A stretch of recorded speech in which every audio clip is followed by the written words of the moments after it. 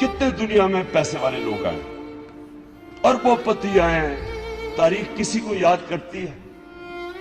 कितने लोगों को आप जान करते हैं? इस मुल्क में कितने अरबोपति आए चले गए? स्विट्जरलैंड में उनके बैंक मर गए, उनके पैसे ही स्विट्जरलैंड में रह गए। कितने आए हैं? कोई दुनिया में याद करता है किसी को? कितने प्राइम मिनिस्टर आए हैं? प्राइम मिनिस्टर मैं कहीं अभी देखता हूं कि फंक्शंस के अंदर बेचारों को पूछता, कोई ये कोने में बैठे होते हैं, कोई पूछता नहीं है, क्योंकि पूछता तो उसको है जिसको अल्लाह इज्जत देता है, और अल्लाह तो उसको इज्जत देता है जो अल्लाह के लोगों के लिए कुछ करता है, जो इंसानियत के लिए कुछ करता है। जब से अल्लाह ने दुनिया बनाई है, नाम तो उसका है। आप जब नमाज पढ़ते हैं, आप क्या अल्लाह से मांगते हैं? 5 वक्त की नमाज में एक ही चीज मांगते हैं ना, कि अल्लाह उनके रास्ते पे लगा जिनको तूने नेमतें बख्शी। एक ही चीज मांगते हैं ना, बाकी तो अल्लाह का आप शुक्र अदा करते हैं। आप अल्लाह को कहते हैं कि मैं सिर्फ अल्लाह तेरी इबादत करता हूं, तेरे से मदद मांगता हूं, रहमान और रहीम है तू। लेकिन आप मांगते एक चीज है कि अल्लाह उनके रास्ते पे लगा जिनको तूने नेमतें बख्शी। वो कौन थे? वो पैगंबर थे। सारे जितने पैगंबर आए हैं, आप उनके रास्ते के लिए हर रोज नमाज पढ़ते हैं। वो जितने भी पैगंबर थे जिनके ऊपर अल्लाह ने नेमतें बख्शी, जिनके लिए आज हम मरने के लिए तैयार हैं, कब से हजारों साल वो दुनिया से चले गए, आज भी हम मरने के लिए, आज भी लोग पैगंबरों को उनका नाम लेते हैं। हम अपने नबी के लिए कई लोग जान देने के लिए तैयार हैं। तो क्या वजह थी कि अल्लाह ने हमें, हम जब कहते हैं कि अल्लाह उनके रास्ते पर लगा, तो उनका रास्ता क्या था? सारे पैगंबर, जितने भी पैगंबर आए थे, वो हक और सच के लिए आए थे, वो सोशो इकोनॉमिक जस्टिस के लिए आए थे। हजरत मूसा रोमन जो फिरौन था, उसकी फिरौनियत के खिलाफ आए थे, इंसाफ के लिए आए थे। हजरत ईसा के ऊपर एक बड़ी जबरदस्त किताब है, गजा इस्लाम ने लिखी है, द ज़ेलट। वो कहते हैं वो फ्रीडम फाइटर थे। वो जो रोमन्स की इंपीरियलिज्म थी, और जो जूइश क्लर्जी थी, जो जूइश एलीट थी, उसके खिलाफ आम आदमी के लिए खड़े हुए थे। और हमारे नबी मक्का की एलीट के खिलाफ खड़े हुए थे। वहां भी बड़ा अमीर अमीर था और गरीब गरीब था। तो आपका जो मकसद है, जिस तरह इब्ने खालदून कहता है कि इंसान का दुनिया में मकसद ही एक है, to fight for a just society, इंसाफ के लिए खड़े हो। ये सारे पैगंबरों का भी ये मकसद था। ये आपका भी अल्लाह ने जो दुनिया में भेजा है, अपने से पूछें कि मैं इस दुनिया में क्या कर रहा हूं। आप दुनिया में एक अदल और इंसाफ के निजाम के लिए आए, और लीडर जो होता है, वो जब वो निकलता ही अपने से बाहर का है, जो अपने से बाहर देखता है, और जितना वो समझता कि अल्लाह ने मुझे दिया है, मेरे पे जिम्मेदारी डाली है कि मैं उनके लिए क्या करता हूं जिनको अल्लाह ने नहीं दिया। तो आप, इसलिए मैं आपके पास आया हूं, आप एक चंद थोड़ी सी परसेंटेज है इस मुल्क में जिनको क्वालिटी एजुकेशन मिल रहा है। ये आपको क्वालिटी एजुकेशन जो मिल रहा है, और इंशाल्लाह ये क्वालिटी हम बेहतर करते रहेंगे। लेकिन ये जो क्वालिटी एजुकेशन है, इससे आपने क्या करना है? आप अपने लिए भी जिंदगी गुजार सकते हैं।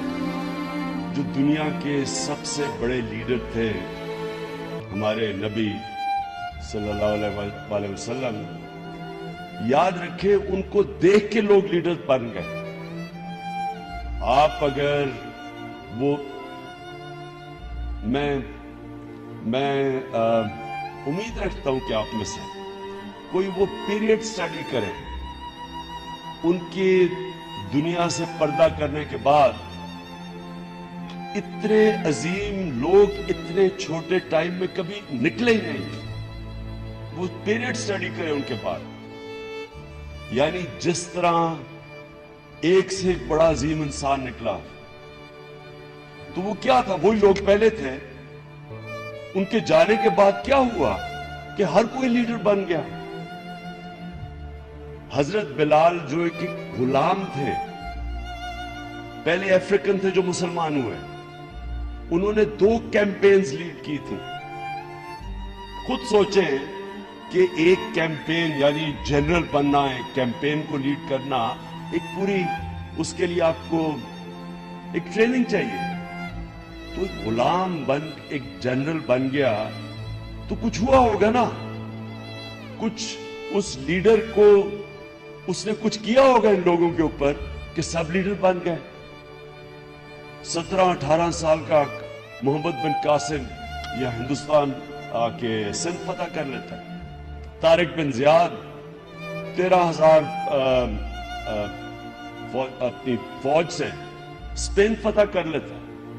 کوئی موروکو نکل جاتا ہے, کوئی سینٹرل ایشیا نکل جاتا ہے. خالد بن ولید جیسا کوئی جنرل آیا ہی نہیں. تو کیا تھا وہ لوگ جو ایک دم سب لیڈرز بن گئے.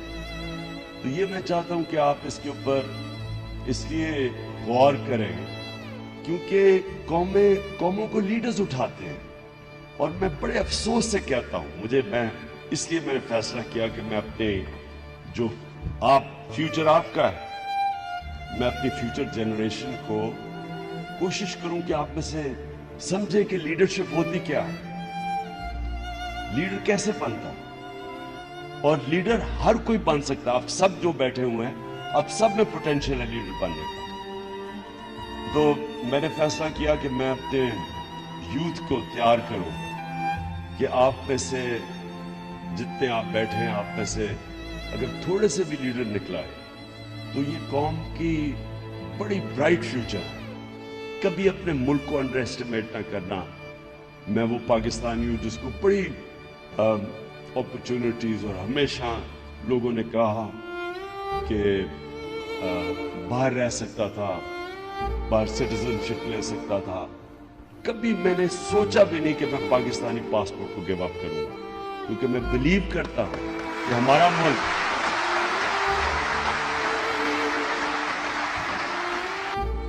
عمران خان ایک کرکٹ سٹار صرف تھوڑی سی کرکٹ کے اوپر باتیں کر کے کروڑوں روپیہ سال کا کما سکتا تھا. اس کو تو کچھ کرنے کی ضرورت نہیں تھی. اس کو کیا ضرورت پڑی تھی ہاسپٹل بنایا, بھرا بھرا پھرے, یہ گندے گندے لوگوں سے گالیاں کھائے, کیا ضرورت تھی اس کو.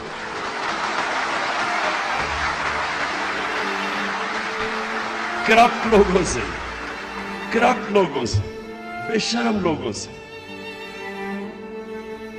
جو کہ کوئی ان کو فکر نہیں ہے کہ بیچارے آدھی آبادی ہماری ملک کی 2 وقت کی روٹی نہیں کھا سکتی. آدھی آبادی پوری ہائٹ پہ نہیں پہنچتی کیونکہ کھانا پورا نہیں ملتا. سٹنٹڈ گروتھ ہے آدھی 50% پاکستانیوں کی. 2.5 کروڑ پاکستانی بچے اسکولوں سے باہر ہیں. انصاف نہیں ہے. تھوڑا سا طبقہ امیر ہو رہا ہے, سارا ٹیکس کس سے اکٹھا کرتے ہیں؟ عام عوام اپنے ٹیکس سے تھوڑے سے لوگوں کو سبسیڈائز کرتی ہے. غریب امیر کو سبسیڈائز کرتا ہے بجائے امیر سے ٹیکس لے کے عوام پہ خرچ کیا جائے. ظلم کا نظام ہے. اور یہ لوگ, تو مجھے کیا ضرورت پڑی تھی کہ ان سے ہر دوسرے دن کو برا بھلا کہوں, ان سے اٹیک کروں؟ مجھے تو نہیں ضرورت تھی. آرام سے میں ان سے ملوں. سارے 2-3 تو میرے فینز ہی تھے, کرکٹ کے شوقین ہوتے تھے. آپ کو پتا ہے میاں صاحب کو تو کرکٹ کیپٹن بننا چاہیے تھا, غلطی سے پرائم منسٹر بن گئے.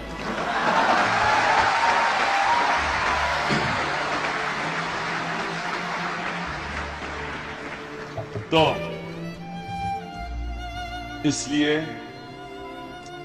کہ اللہ نے کرم کیا میرے پہ,